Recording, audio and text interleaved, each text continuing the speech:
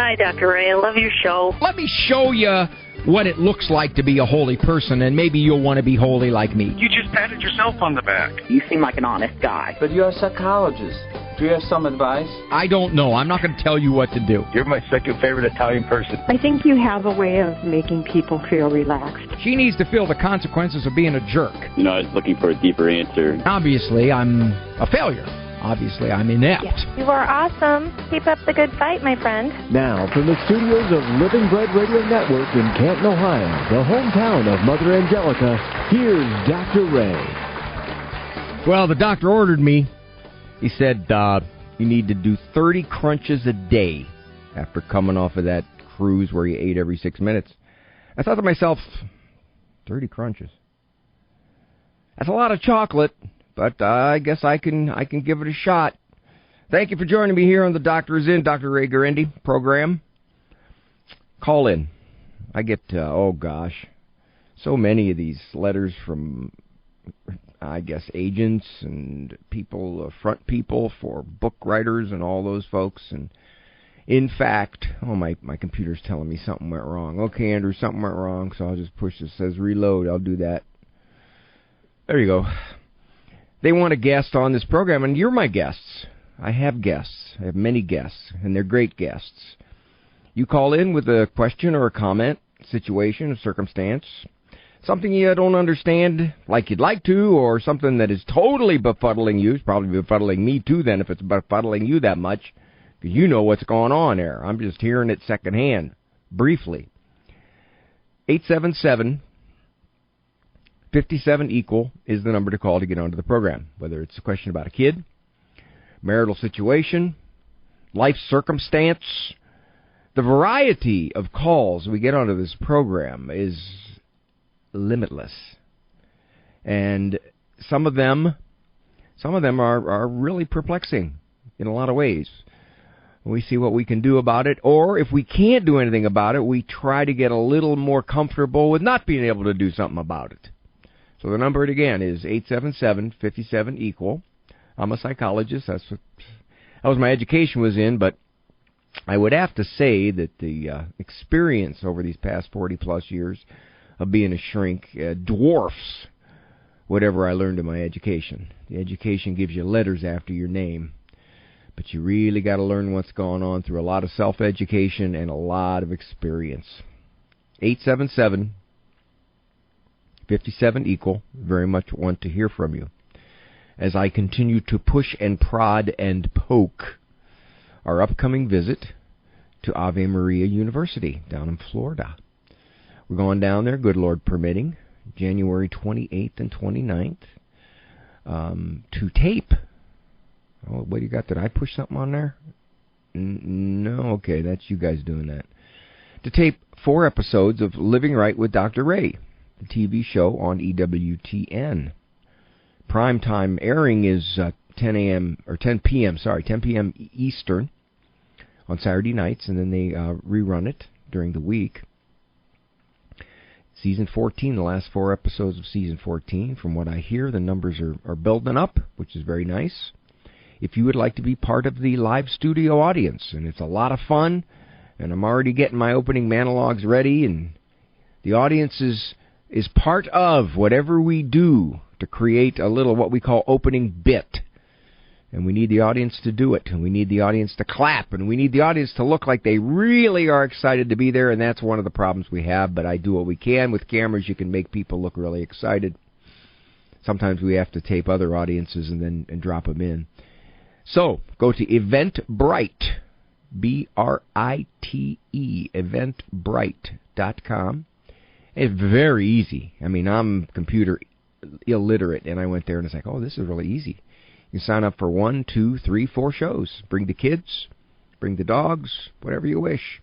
You stay for 2. I think we have food in between the shows, so that's kind of nice. If you're a homeschooling family of 26, it's worth your money while. So, what else to say about that? The shows, yeah, they're 5:30 and 7:15 on Tuesday and Wednesday nights, 28th, 29th. And it'll tell you where, too, on campus. I don't recall offhand. Eventbrite, B-R-I-T-E. when I was in the evangelical world, I was there for about 8 years, one of the things I noticed is that they had very succinct, I call them sound bites, to kind of express their understanding of the faith. They'd say things like, talking about Scripture, let Scripture interpret Scripture. The main things are the plain things, and the plain things are the main things. We have to agree to disagree.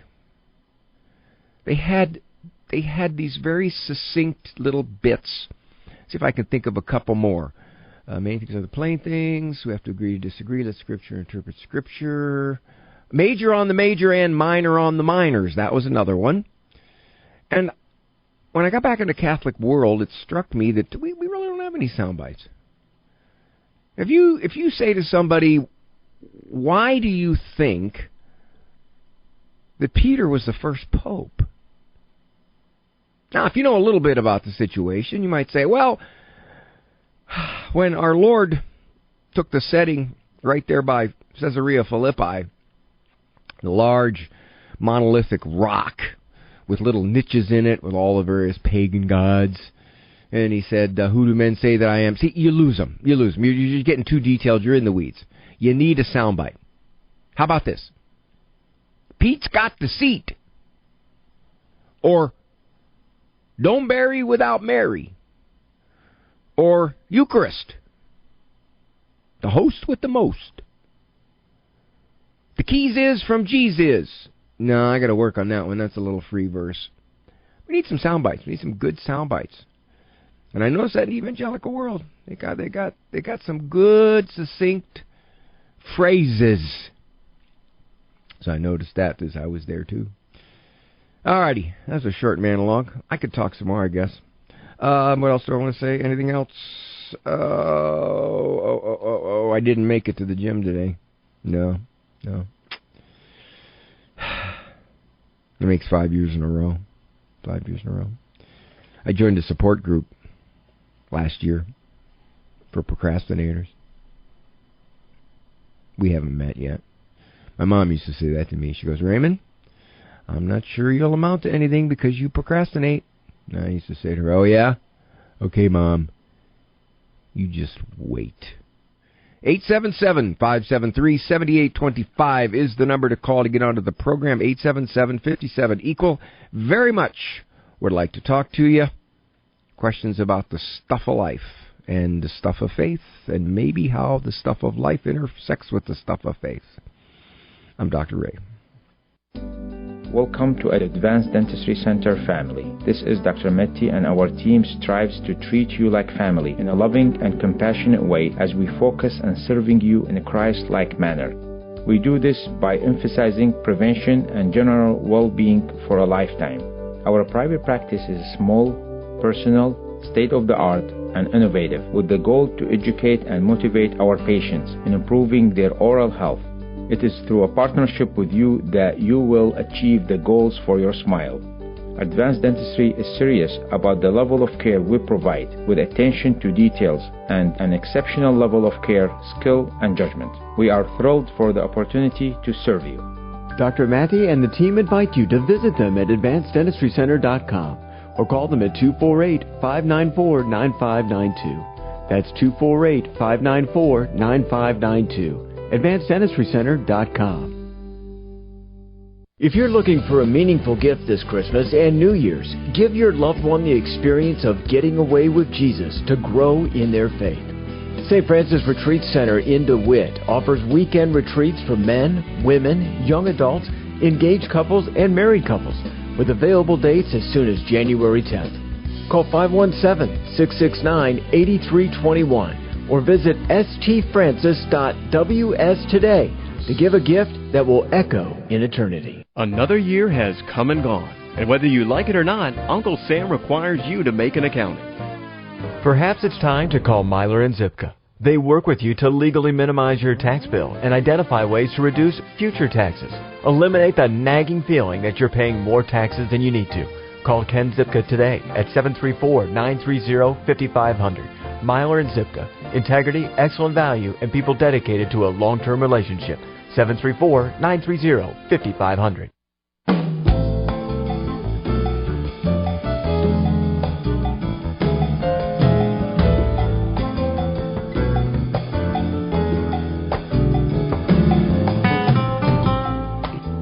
Thank you so much for joining me here on The Doctor Is In. Dr. Ray Guarendi, Monday through Friday, 1 o'clock Eastern Time. Well, Lynn from New York is in a bit of a conundrum here.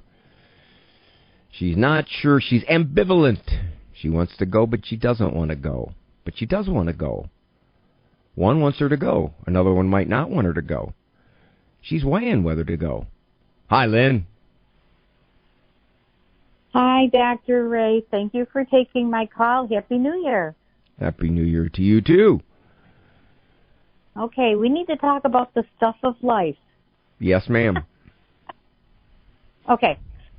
My mom will be 90, and she lives here in the state of New York. That's stuff of a lot of life. Yeah, I know. Two of my children are in Colorado, and my daughter is looking to move there as well, probably late this year, and she wants to take Nana with her. Oh, does Nana want to go? I do, but my mom has told me she knows my plans that I do want to move, and she's like, no, Lynn, you wait until I'm gone, and then you move. So I feel like I'm torn. My mom's pulling me one way, my daughter's pulling me the other way. And honestly, I don't know what to do. Is your daughter saying, Mom, I understand. Okay, I'll be patient and I'll wait, and you stay with Grandma and No. He's saying Grandma lives in a 55 older community. She's playing cards, blah, blah, blah. She's all set. You feel you'd be abandoning your mother. Yes, I do. And I don't know what and I have told her for the last couple of years, no, I'm not going to move until you're gone.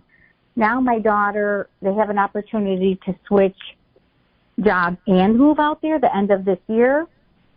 And I have they have two kids. And my daughter's saying, well, my oldest she'll be devastated if you don't move out there with us. Oh, man, everybody is playing on your guilt. I know. That's what I'm saying. I don't know. I mean, I'm ready to call a therapist and go somewhere and talk about this because my daughter is making me feel guilty for staying, that that's selfish of my mom to tell me I can't move because my two brothers are out of state. My sister's here, but she's disabled, so she can't really help my mom. If your mom is in assisted living, more than likely... She's not. It's in a 55 and older community. Oh, so she's not even in assisted living. No. She still drives. She could live many more years. I know. Dr. Ray, her mom was 97 when she passed. We have good Italian genes in our family. I'm like, oh, gosh. And then my daughter's like, I'm 65, so my daughter's like, you're going to be 75 by the time you move out here. Well, here's the question, Lynn. Who do you want to upset more, your mom or your daughter? Because you're going to upset somebody no matter what you do. You're going to lose. I don't know. You're in a lose-lose. I don't know. I'm kind of torn. If you say to yourself, well, that's a factor. That's a big factor. Because you're part of this decision. If you say, I got to make a decision. I either stay here and I miss out on my grandkids growing up, which sounds like it's a big part of it for you, right? Yeah. Well, that's just it. They're only little. The little one is 2 and the older one is 6. Then out there, I have one that's 1 and I have another one that's on the way next month. So you'd be by 4 grandkids. I know, and here's the thing, too. I'm a widow, okay, 10 years a widow, so I want to be near my kids so they can take care of me, but yet I'm going to abandon my mother? Well, I wouldn't use that word. See, that's the word that's killing you. Yes, it is. It's killing me. Yeah. Hey, well, you know what's going to happen. This is going to get you. Your mother is not going to be understanding. She's going to make She's going to make it seem like, how could you do this to me? Mm-hmm. That's what she's going to do. Are you able to accept that? Are you able to say, I had to weigh all the factors, and I want to be with the grandkids, and it's time for me to make some decisions because I'm no spring chicken myself, and my mom is not going to let me go peaceably and quietly into that good night. Therefore, can you do that? Well, it sounds like you don't think it's selfish for me to move. And you're right. I mean, I don't want to miss out on them growing up. I don't think it's selfish at all. The problem you have is you're going to have to go back on what you told your mother rather impulsively whenever you said it, which is, I'd never go until you're gone. Yes.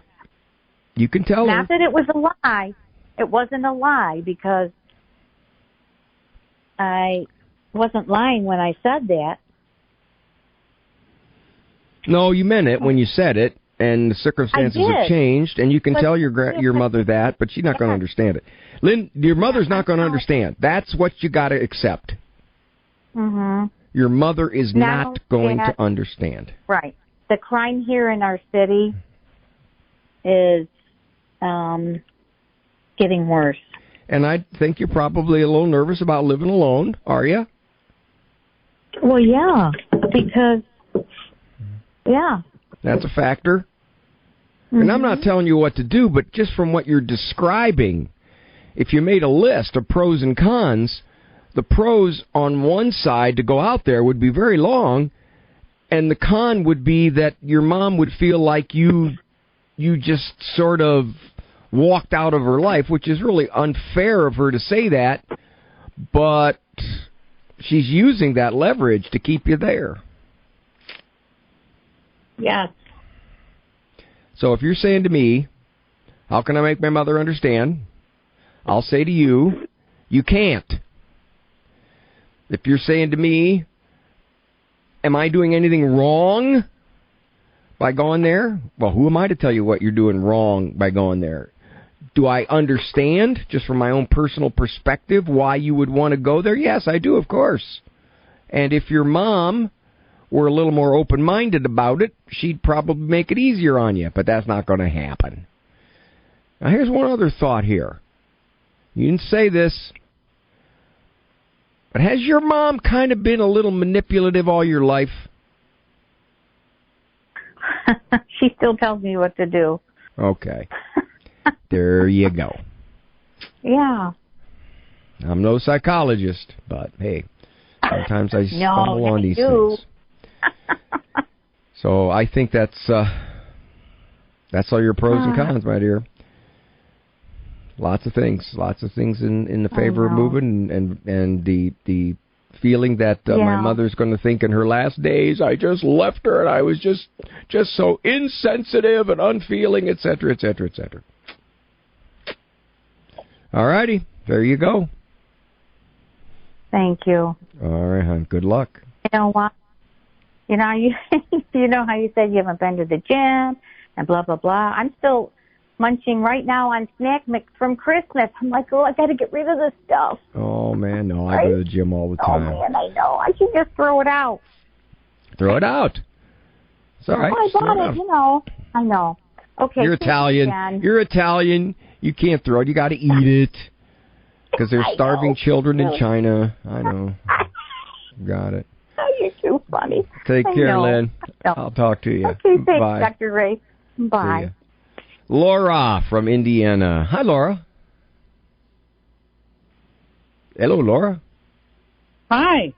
You know, there was an older song called Laura. Now, there was a newer song, kind of a Tell Laura I Love Her, which was probably in the 50s or 60s. But there was a song called Laura back, I think, in the 40s. Did you know that? It's a beautiful song. No, Laura, I'm going to look him up now. Yeah, Laura is the voice in the misty night, light, footsteps that you hear down the hall. Yeah, it's a beautiful little song. Her name is Laura, but she's only a dream. Huh. When I used to play the organ in nightclubs, if somebody was named Laura, they'd come over and they'd say, "Do you know the song Laura?" Oh. It's a real pretty song. It's real pretty. So, okay, wait a minute. Here it is. Laura is the face in the misty light, footsteps that you hear down the hall. I got those. First thing. The laugh that floats on a summer night that you could never quite recall. And you see Laura on a train that is passing through. Those eyes, how familiar they seem. She gave your very first kiss to you. That was Laura, but she's only a dream. 1944 from the movie Laura. Pretty song. Song. So there you know, you're a famous woman. I am. Okay. Now, what do you mean about processing thoughts and feelings without complaining? So, when I need to figure out how I feel about something, I have to talk about it.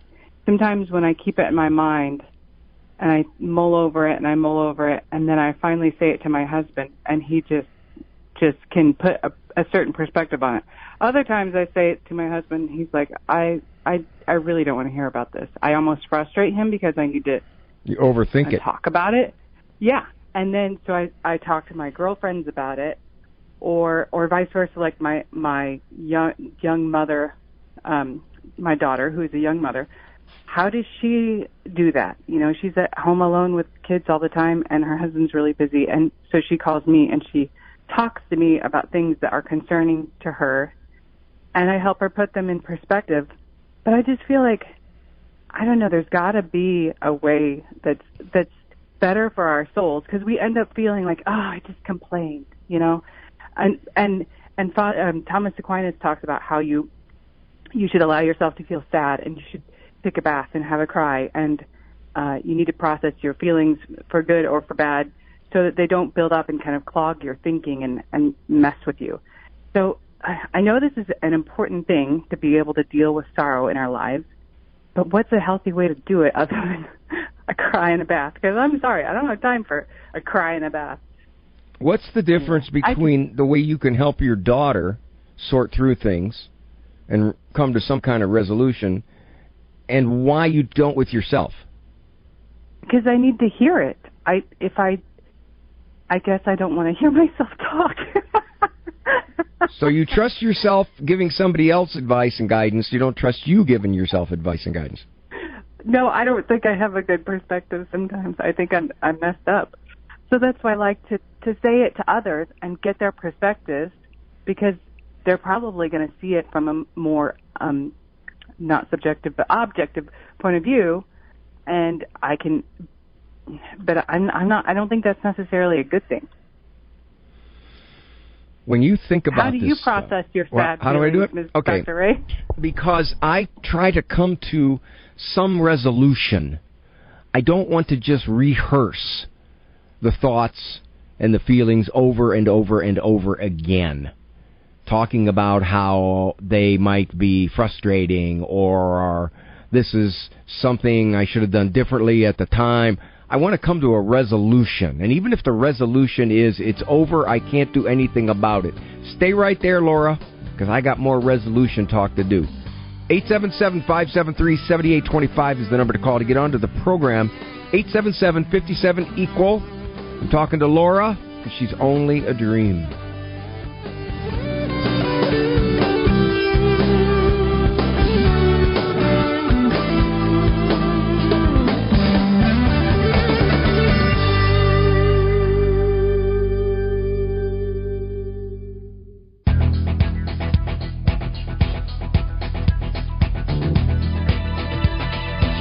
Dr. Ray Guarendi here.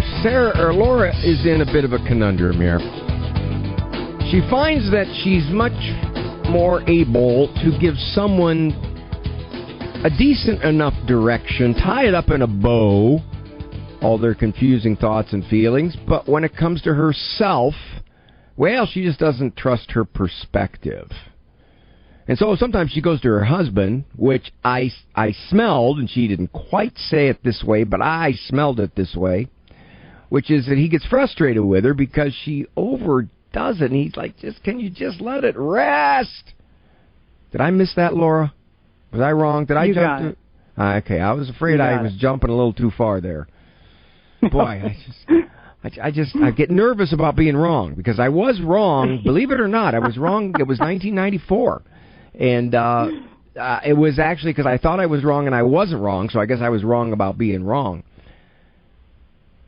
When you asked me what do I do to lay things to rest for me, I kind of want to come to a conclusion. Something that is a resolution, and in many times the resolution is just, well, I can't do anything about that. That is beyond my power to change. That's a lot of it. I'll tell you what, that is a lot of it. Because you know as well as I do, you get frustrated over stuff that you can't control. You can't do anything about it. You can't do anything about the way people behave either, bottom line. So that's one thing to do, to settle yourself by saying, is this something I can do anything about? And if it isn't, then what good does it do me to rehash it? So that's one. Another one is, if I think it is something I can do something about, what am I going to do? What's my plan? I got to come up with a plan here. As a shrink, I've found that most people rehearse, but without really coming down solidly on any kind of plan. They just think about it and ponder it and think about it and rehearse it and talk about what happened and what didn't happen and when it should have happened and why it didn't happen and why it should have happened. And exhaustion. Just exhaustion. And I think that's what your husband does. You say he ties it up. He just goes, blah, blah, blah. And you go, well, yeah, that's really true, isn't it? So that's partly what works for me. Let's say somebody writes me a vicious email. You know, my wife again. She's writing me a vicious email. And I look at it and I do a couple things. I go, well, is there legitimacy to this? And my best assessment, being as objectively as I can possibly be, which is not possible because I'm subjective, but I got to trust me at some point. And I say, no, the person didn't hear what I was saying, and the person's being real nasty about this. Okay, am I going to do anything about it? No, I'm not. I've decided when you usually respond, it just makes it matter. So I let it go. Then I say, would I change him anyway? No. Then I say, well, they don't like you. Right. Okay, now what? Well, they don't like me. Okay. Now what? Well, they don't like me. Right. Now what? So you got to just get to a point where you settle on something. I don't think you do that. I gave you so much to think about, you're stunned. I have to write. Oh, you're right. You're writing my stuff down. All right. But, here's the other thing. Every time I talk to you, Dr. Ray, I have a bunch of scribbles that I go over for the next. Well, you know what you can do, Laura? You can do this, too. You can listen to this again at AveMariaRadio.net and the radio archives. You just go to the date, yes, whichever the date is, and you go back and you can hear it again. Yes, I do that, too. See? You're not as dumb as I look. That I don't let things alone. I just got to keep... Yeah, I got to go back. I got to re-listen, and then I got to agonize over it, and I got to see if I heard him right, and maybe I didn't hear him right, and I'll think about it. And what did he mean by that? I don't know what he meant by that. Do you think he was...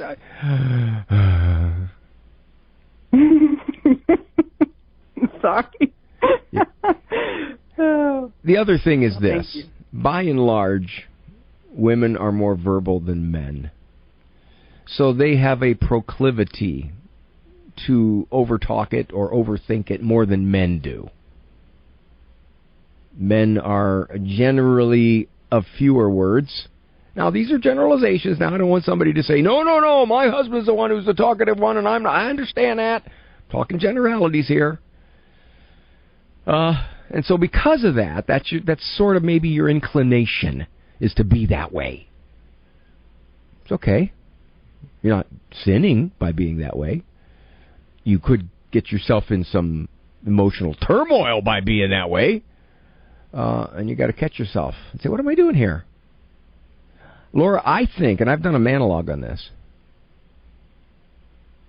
I think if you get better at more quickly deciding when you can do something about something and when you can't, when you can do something about somebody and when you can't, you'll spend a lot less time in processing your thoughts and feelings. Okay.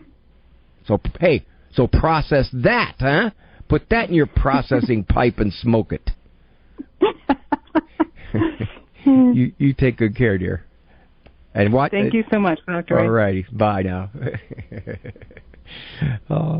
It's true. People rehearse. In one of my books, I talk about that. I talk about reverse or rehearse as one of the chapter titles. We rehearse. I remember I something happened at work. This was 20, 30 years ago when I was at the mental health center. Something happened. I was on my way home. I drove home at an hour-long drive, usually, from Lisbon, Ohio, back to Canton, Ohio. And I was probably close to Minerva, which was about halfway, and I was still thinking about it. But I wasn't resolving anything. I was just rehearsing it in my mind. Okay, then this happened and that happened, and when she said this, I said this, and what happened? It was just a rehearsal of the event. I didn't come down on any kind of plan on what to do about it, or to do anything about it, or to recognize that it could have been a bunch of misinterpretations. So I spent the next 30 miles, well, it's not 60 miles, it's the next 20 miles, into Canton, stopping the rehearsal and starting to reverse the whole thought process, which was, okay, Ray, what do we know about this? Okay, well, that particular person can be prickly. Yes, that's true. All right, were you prickly back? I don't think so. Okay, that's good. That's good. What will you do tomorrow? Maybe I'll stop by and say hello, say hi to her, something like that. I had a situation like that when I was at the mental health center in Maslin. I walked down the hall, and two of my colleagues were coming the other way, female colleagues, and I said, hi, ladies, just like that. And the one girl said, I don't see any ladies here. And I don't know what she meant by that, but I think she was talking about ladies of the evening or something. She was all upset because I said, hi, ladies. What did I do about it? Nothing. I didn't say a word. I decided that's the best way to handle it and ended that. But I wasn't going to call her ladies anymore. Not if she's going to act like that.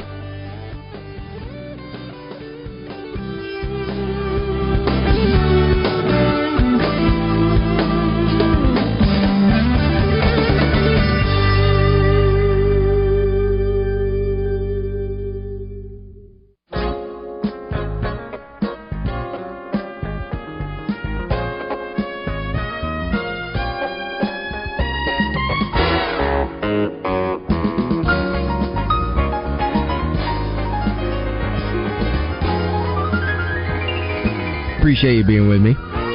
Number is 877-573-7825. 877-57-EQUAL. A little flattered there. Laura was taking notes on what I was saying. I mean, something was noteworthy, at least as Laura heard it.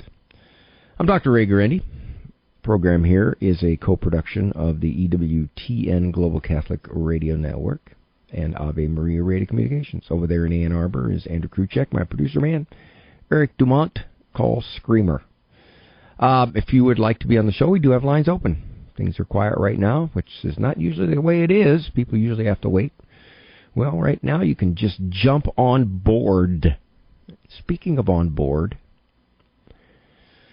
I had a friend who spoke to me. This was 2-3 years back. Spoke to me about his fear of elevators. Now, elevators are a place where a lot of people have, if not outright fear, uneasiness. Why? Mostly because of the crowd. You're packed in, it's tight. Maybe sometimes it's because there's a sense of well, what's this thing doing? What if it breaks down? What if it stops between floors? What if we're trapped? What if it actually breaks and then we go all the way down really fast? The mind concocts a lot of fears. So elevators are a prime place for people to be anxious. The ship we were on was the biggest ship on the seas. It had 15, 16 decks. The top deck was where the Windjammer buffet was. Windjammer. That's where I spent virtually all of my time on this most recent cruise. You find me up there in the Jammer. He shared with me about his, and I don't know if the elevators were so bad for him that he didn't get on one, because you're talking, well, there's 2 flights for each deck. So if you're on the 6th deck for your cabin and you want to go to deck number 12, you're looking at 12 flights of steps. And these are big steps. So he wanted to get on that elevator, and he talked to me about it. And I said, well, what happens when you get on? He goes, I just immediately feel like I got to get off. I got to leave. Okay. What if you approach this very differently? What if, when the anxiety came, you allowed it to come? You accepted it. You didn't run from it. You told yourself, this is a very unpleasant feeling. I don't like it, but it's not dangerous. It can't hurt me. I know what it is. Embrace it. He said, you get paid with it? You get paid for this? And I said, there's no charge. There's no charge. But I'll tell you what. If it doesn't work, I'll give you twice your money back. He reported to me later that he not only did what I said, but he said, I'm going to welcome the anxiety. I'm going to lean into it and embrace it and experience it. Strip it of its power. He was shocked. It worked. Initially, was he uncomfortable? Oh, yeah, of course. It's anxiety. Nobody likes anxiety. It doesn't feel good. But he was surprised that nothing else happened. He didn't scream. He didn't push the button and jump off at the next deck. He just waited until it was his deck, and then he got off. With less anxiety than when he got on. How did that happen? Because he didn't fight it. He didn't say, isn't this terrible, isn't this awful, this is horrible, I can't stand this feeling, I can't live with it, I got to make it stop no matter what I do, I got to make it stop. He didn't do any of that. He said, this is anxiety. That's all it is. Oh, come on, Dr. Ray, that's not all it is. Yes, it is. That's all it is. I'm not saying it's not unpleasant, but that's all it is. It's not a heart attack. You're not going to die. You're not going to faint. You're not going to scream and make a fool of yourself. It's anxiety. It's the same feeling you had if you were in danger. Last trip we had, he was very pleased. He could take the elevator anytime he wanted. And it was interesting because he said he had a situation where a whole bunch of people got on. And it was very crowded, and he was toward the back. And he wanted to say, I got to get out of here, I got to get out of here. And then he remembered. He said, no, I'm not going to get out of here. I'm going to stay right here. And I'm going to just let this feeling float past me. He was kind of proud of himself. He became a regular at the buffet. And given that, he went platinum. And I told him, I said, you know what? You probably should have taken the steps a few times just to burn off a couple of breadsticks. All right, there are calls up there. So let me take a quick break so I can head into the final part of the show, taking care of these calls. I'm Dr. Ray. Underwritten in part by the following nonprofit. Do you feel as though life is flying past you? Are you desperate for a way to find moments of peace and quiet? Lord, Teach Me to Pray, the free Ignatian Prayer Series, will open your heart to His voice, to the peace you are seeking and the only love that fulfills the human heart, Jesus. God is calling you to true joy, knowing Jesus personally. Lord Teach Me to Pray is free. Go to LordTeachMeToPray.com, click on the red box, order the Lord Teach Me to Pray series now. Go to LordTeachMeToPray.com. Often, while pro-lifers are outside of the abortion facility, the ones entering the facility might challenge pro-life sidewalk counselors with questions like, "Why are you in my business?" or "You don't know me, what have you got to do with me?" Or sometimes we are warned to get out of someone's personal space, whatever that is. And recently in Detroit, the city made it official by creating an ordinance establishing a bubble zone around the abortion facilities. No one was surprised. Bubbles are what the abortion ethic is all about.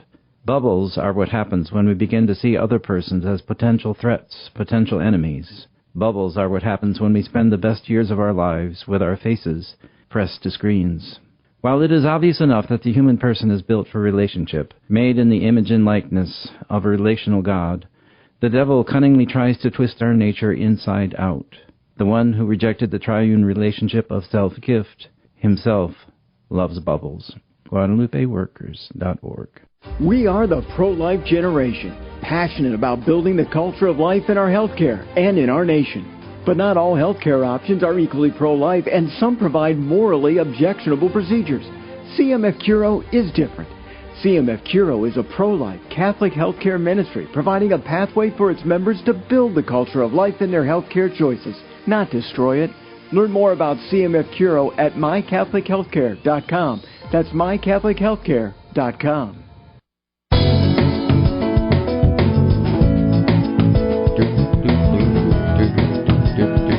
Now, Annie here from Nebraska is pretty tricky because she knows the rule of this program is if you disagree with me, you jump the line and you come straight in the front. But she doesn't totally disagree with me. She agrees and disagrees, and she's thinking, oh, that's enough.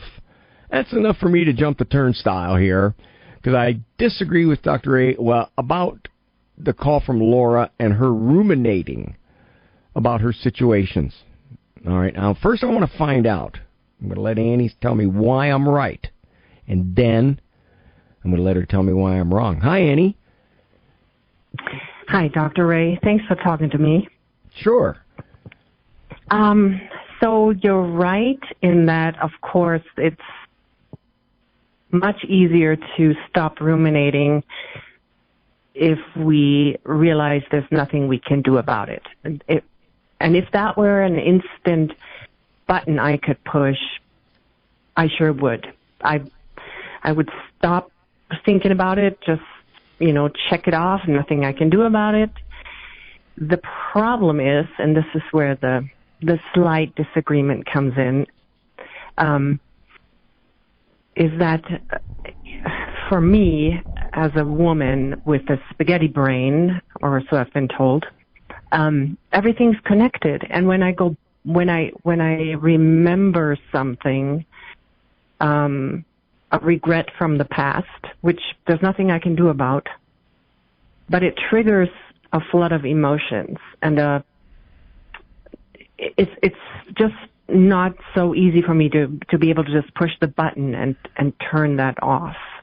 And so I wish I could, and I try to more now than I used to.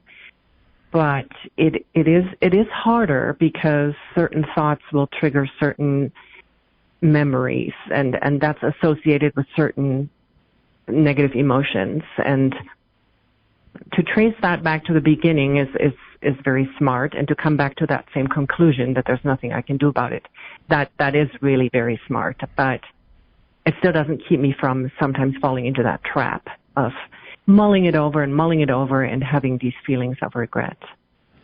So, Annie, you heard me say that it was easy to do that. You heard me say that, just push the button and realize you can't do anything about it and then move on.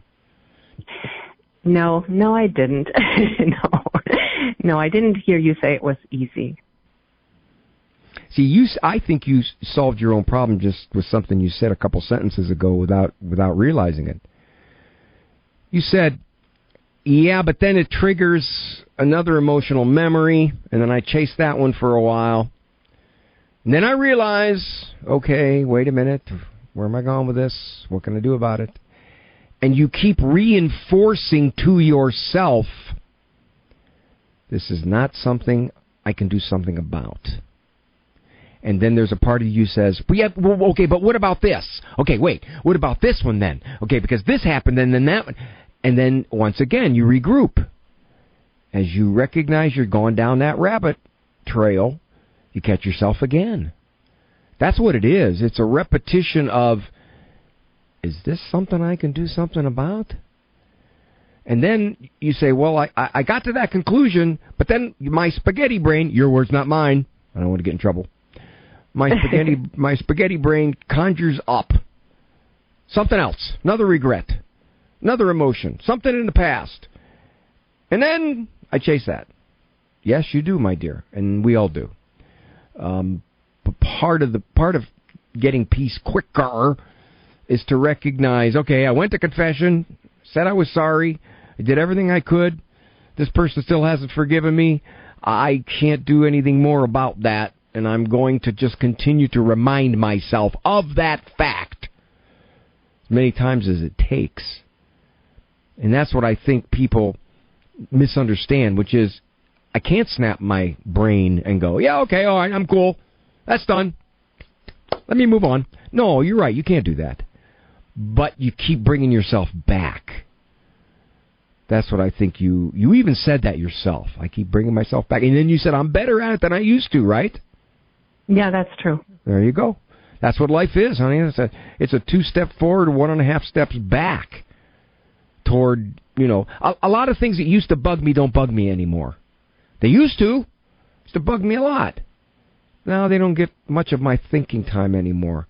But that's part of the process of getting older and realizing how important was that really, kind of thing. Mm-hmm. I'll just give you a tiny example. I got to get to our caller from Pennsylvania very quickly.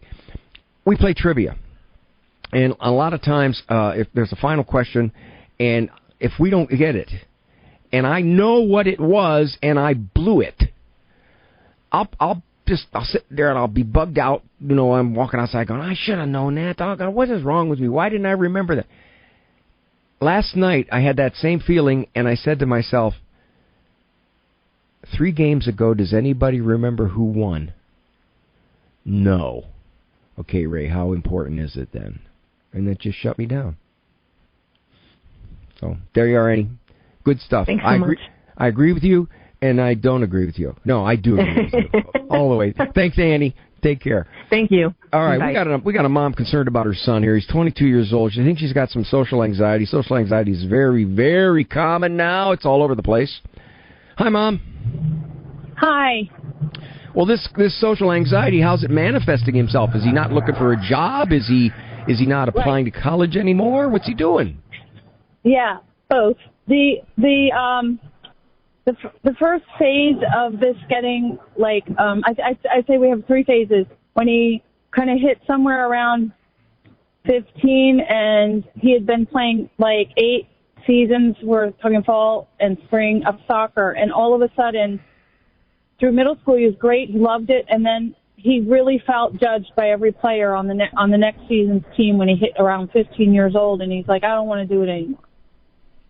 And it coincided that year with really struggling with the classroom setting, but he made it through 8th grade. And then we tried homeschool in 9th grade, and he did okay, but then we're talking, this is 5 or 6 years ago. And then another phase when we went back to a classical school he had been in, and he went to school for 2 days on 11th grade, and then he didn't want to go to school on the 3rd day, and he literally curled up in a ball and wouldn't get out of bed.